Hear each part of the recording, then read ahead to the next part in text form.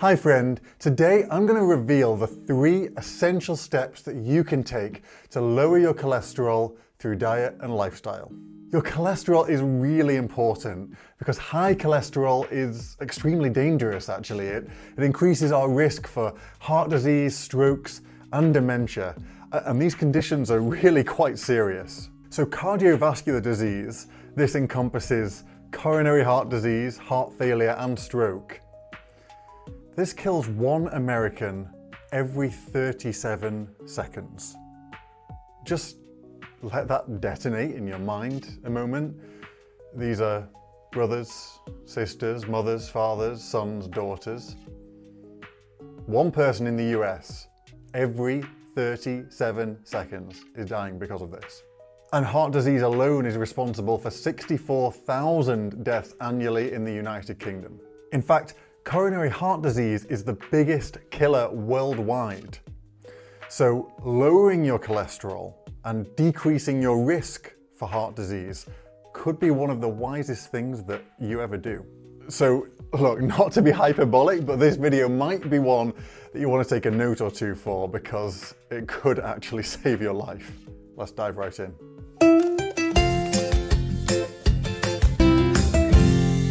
I'm Dr. Ryan Williams, your host and the founder of Growing Pure, where I help you make vegan cooking and health fast, simple, and mind-blowingly tasty. Now, the sources of what I'm talking about today, they are in the description if you want to read about this yourself.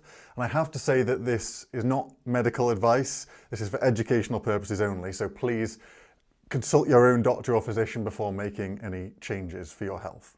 That being said, I am going to share a lot of really valuable information for helping us to lower our cholesterol in today's video. Now, it might be a lot to try and remember in one go, so I've created a simple 1-page PDF summary of what I'm talking about today that you can take away and use in your busy, hectic life. If you want that, you can get it totally for free.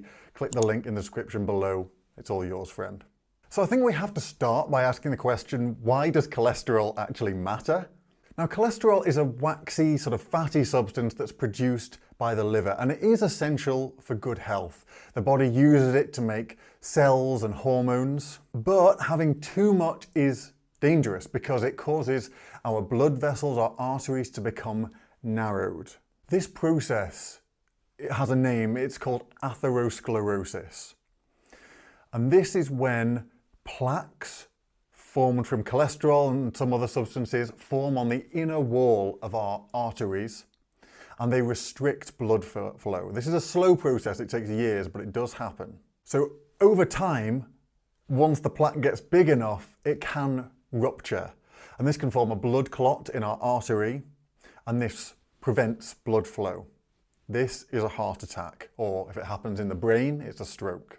Obviously, this can be deadly, so we really want to avoid this happening at all costs.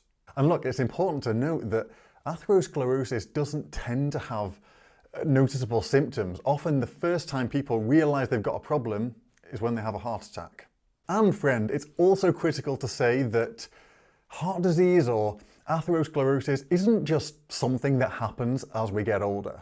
Our genes may have some impact on our cholesterol levels, but only about 5% of the population has a genetic tendency towards even heart disease.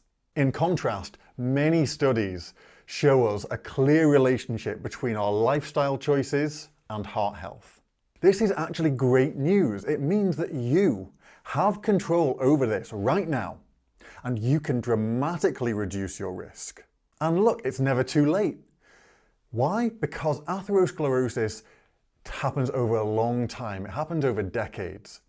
Now, the reality is that we see the beginnings of atherosclerosis, of fatty streaks in arteries, of people as young as sort of 18. But over years and years of bad habits, it gets worse and worse.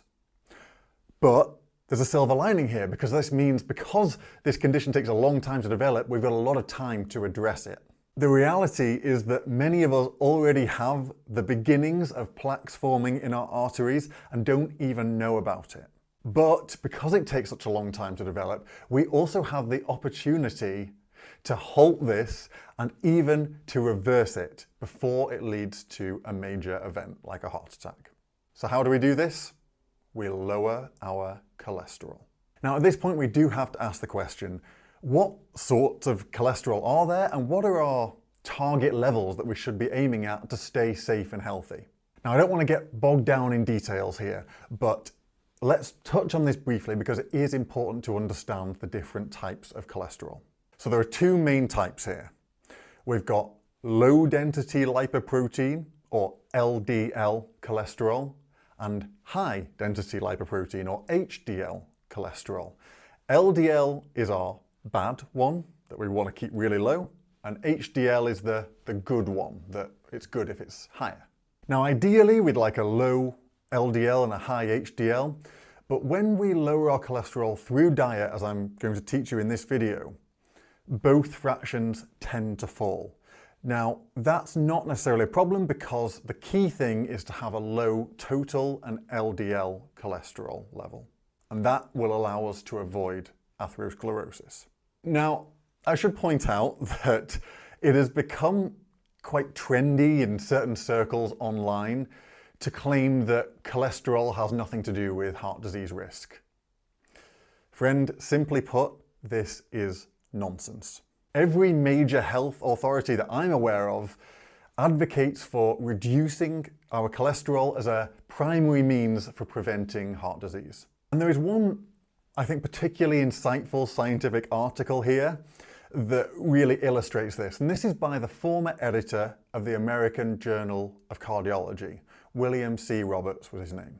In this article, he lists 10 known risk factors for cardiovascular disease. These are previous heart attacks or angina, being male, family history, smoking, high blood pressure, low HDL, diabetes, obesity, other cardiac events like strokes, and finally, high LDL and total cholesterol.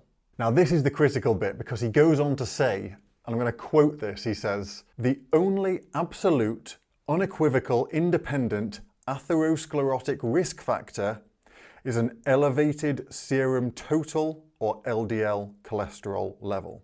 So essentially, only one out of these 10, high cholesterol, is required for a heart attack to happen.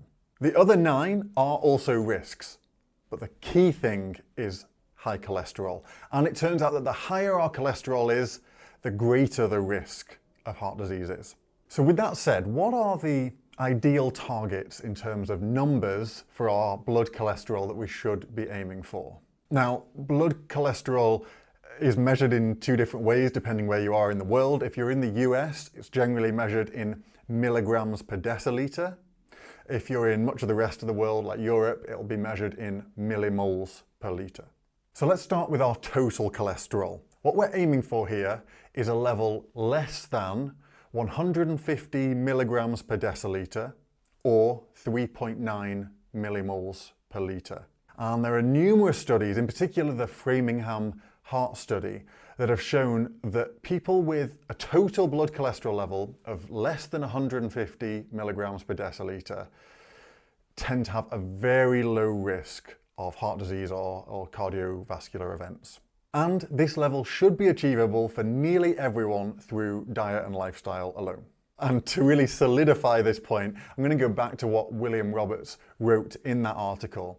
He said, quote, "The only absolute prerequisite for a fatal or non-fatal atherosclerotic event, like a heart attack or stroke, is a serum total cholesterol level greater than 150 milligrams per deciliter." When it comes to our LDL, or bad cholesterol, we're looking to get a level lower than 90 milligrams per deciliter or 2.3 millimoles per litre. So when it comes to HDL, our good cholesterol, there is some confusion here. It's clear that higher HDL is better for heart health than lower. However, it is only protective if your total and your bad cholesterol, your LDL, are too high. If you get your LDL and total cholesterol under those targets that we've just discussed, HDL doesn't really have a protective effect because the bad stuff that's going to cause a heart attack isn't there in the first place. And on the flip side, don't think that you're completely protected if you've got a high HDL but your LDL and total cholesterol are too high. So now we know the numbers we're aiming for to be as close as possible to heart disease proof. So how are we going to do it? Well, there are three main actionable steps that I want to introduce here. So number one is we want to stop eating foods that raise our cholesterol. So certain foods, or more specifically components of those foods, raise our total and our LDL cholesterol and increase our risk for heart disease. And actually the consumption of these foods is probably the biggest reason why people die from heart attacks. So if you're going to start somewhere, this is where to start. You want to eliminate, or at the very least dramatically reduce, your consumption of these foods. The first thing we want to avoid is dietary cholesterol. This is cholesterol contained in the foods we eat. Perhaps unsurprisingly, eating cholesterol does indeed cause our blood cholesterol levels to rise. Now, it is true that if your cholesterol level is already very high, eating dietary cholesterol doesn't seem to have a great effect. Whereas if your cholesterol is low, it's in a healthy range, then eating dietary cholesterol, you'll see a big effect. It's a little bit like if you've got a bathtub that's overflowing with water and you throw an extra bucket of water in, you're not really going to see much of a difference.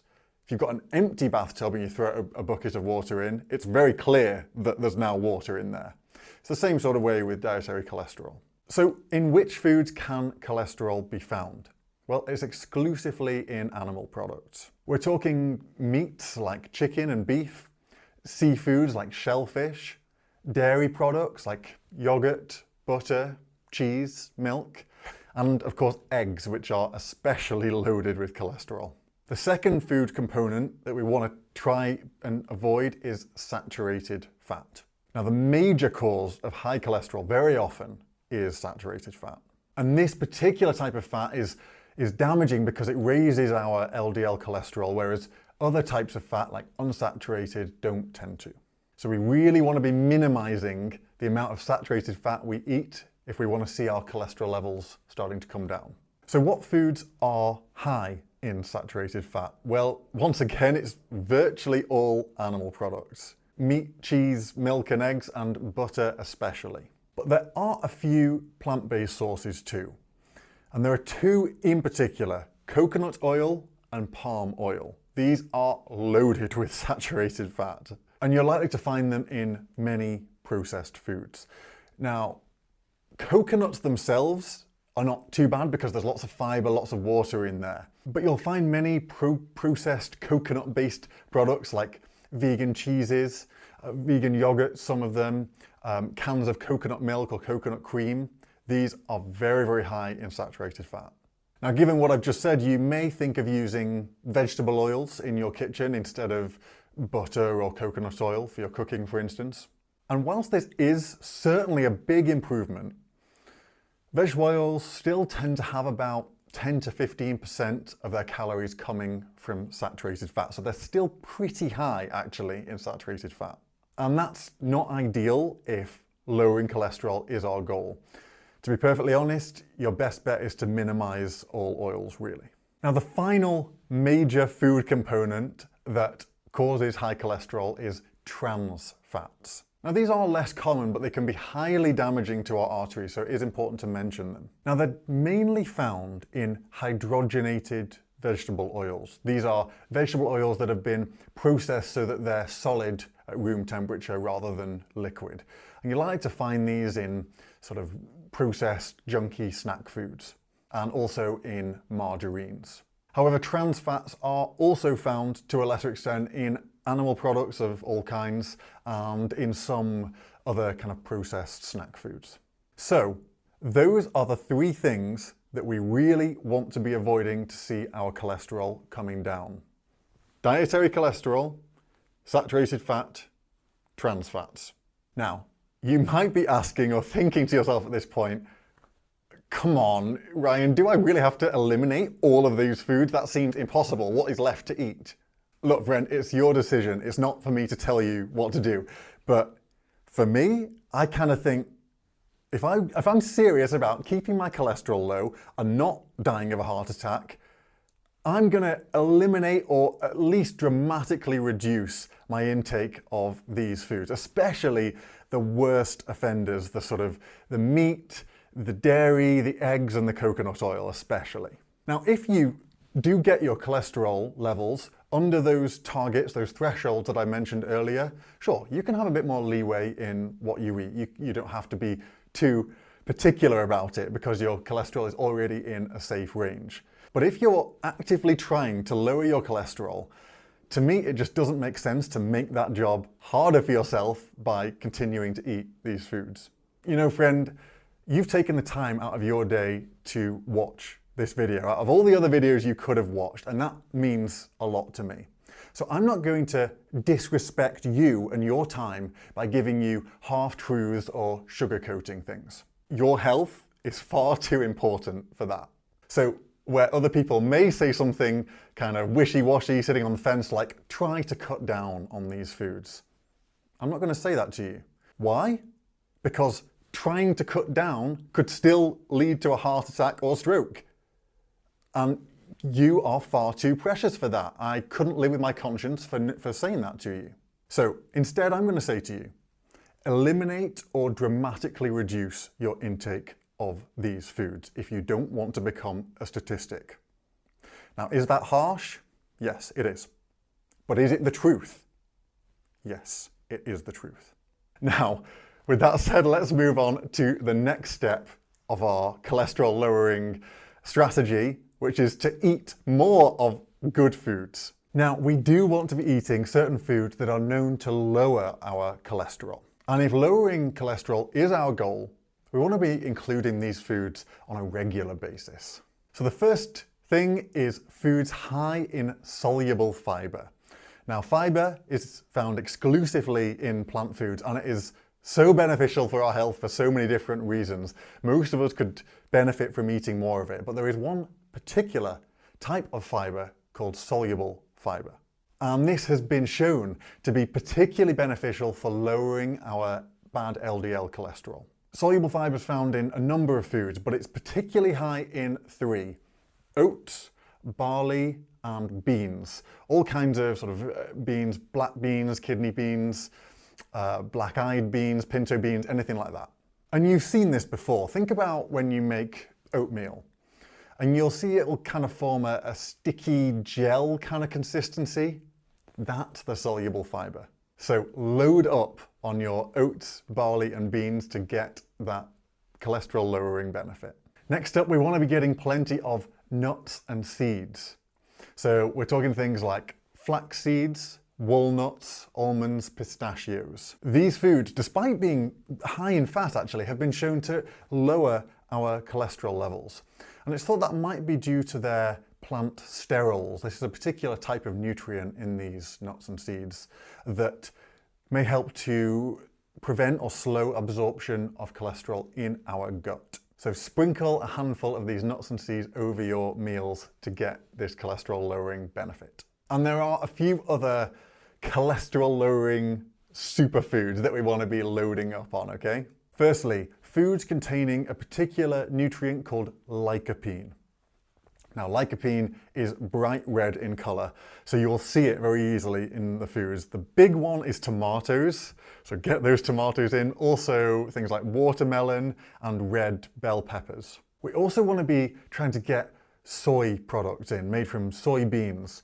So these contain the antioxidant isoflavone, and this helps to lower our LDL cholesterol as well. So try and get soy into our diet regularly. So we're thinking edamame beans, tofu, tempeh, and even soy-based milk alternatives. And finally, garlic. Aside from being utterly delicious, it's actually really powerful for lowering our cholesterol. Studies have shown that it lowers our total cholesterol from anywhere between 7 and 30 milligrams per deciliter. That's pretty remarkable, so do try and use more garlic in your cooking. So when it comes to what we should be eating, I've gone through a lot there. How do we actually put that all together into something that's a simple rule we can remember? Simply, we want to eat a whole food, plant-based diet, like I teach to my students in my Plant Your Health Cooking Bootcamp program. We want to try and focus our meals on minimally processed plant foods. Why? Well, because plants have no cholesterol, no trans fats, and are generally very low in saturated fat, so you're automatically not getting the things that raise your cholesterol. And you're getting many of the foods that lower our cholesterol too. And we have the studies that support this, so people adhering to vegetarian or especially vegan diets that focus on these whole plant foods, they tend to have a much lower risk of dying from heart disease compared to non-vegetarians. In fact, a low-fat, plant-based diet is the only diet that's ever been shown scientifically to not only halt, but actually reverse the progression of atherosclerosis. We can actually see people's arteries opening up again after being previously blocked. And this is purely through the power of diet. Now that is quite astonishing in my opinion, and it attests to the power of eating the right foods. So the third actionable part of our cholesterol lowering strategy is to focus on some of the other lifestyle factors that affect cholesterol outside of our diet. Firstly, smoking and drinking alcohol. Now, I'm sure you don't need me to tell you that these are not health boosting activities, but it may be news to you that they do in fact raise our cholesterol. So again, it's a matter of eliminating, or at the very least dramatically reducing, the amount of smoking and alcohol consumption that we do for good heart health. Next is exercise. Okay, it's beneficial for so many reasons, not least for our heart health. So we want to be aiming for 30 minutes of exercise 5 times a week. And it's worth pointing out that exercise is especially good for upping that good HDL cholesterol. We also want to try and maintain a healthy weight because, as I said earlier, being overweight or obese is a risk factor for heart disease. The good news is that weight loss will come quite easily to you if you're following a whole food plant-based diet like I've suggested. And finally, we really want to try, insofar as we can, and I know it's really hard, to keep our stress levels down, okay? Being stressed, it really takes a toll on our heart because it causes our heart to beat faster, it causes our blood pressure to rise, it's just putting strain on our cardiovascular system. So whatever we can do to focus on relaxation, this could be things like taking a walk in nature, meditation, exercise, spending time with your loved ones, whatever works for you to relax and de-stress will really help with your heart health. So there you have it, friend. That is your roadmap to lowering your cholesterol and minimizing your risk for dying from our most common killer. If you follow these points, your chances of living a long, healthy, vibrant life will be much, much greater. And that's exactly what I want for you. Now, please don't forget, because I want this information to be truly actionable for you, I've got that one-page summary of what I've covered in this video. There's a link in the description, totally free. Please get it, use it. It's my gift to you. I want to thank you so much for watching, and I will see you in the next video.